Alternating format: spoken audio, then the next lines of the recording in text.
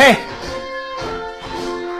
I think the ancient Greeks would be very happy in knowing that you can go down to the local 7-Eleven and pick up with a small portion of an average man's weekly wage a decent bottle of wine. Which reminds me of a poem called A Hymn to Dionysus, the Greek god of wine. A hymn to Dionysus. Ow!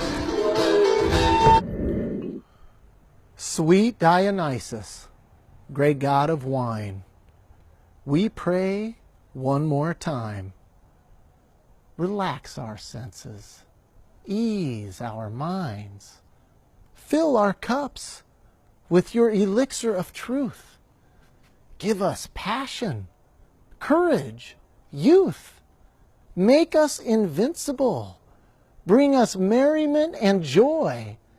Help us to forget that we know your ploy. For you are a dual-edged Lord with a forked tongue, and shall leave us more miserable than when we begun. One for you, two for me.